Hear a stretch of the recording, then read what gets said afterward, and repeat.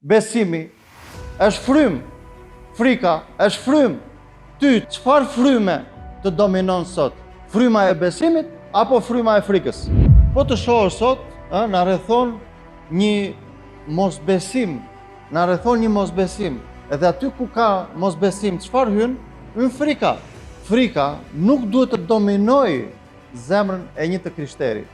Pse? Sepse frika dhe pasiguria dominojnë një jetë pa besim. Frika dhe pasiguria dominojnë një jetë pa besim. Qysh thot fjala e Perëndisë? Unë thot, ju ka dhënë frymën e fuqisë, frymën e forcës, frymën e besimit, frymën e urtësisë dhe jo frymën e frikës.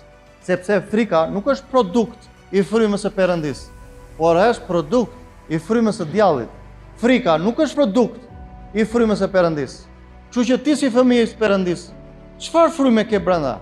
Ke frymën e besimit apo frymën e frikës? Ty, çfarë fryme të dominon sot?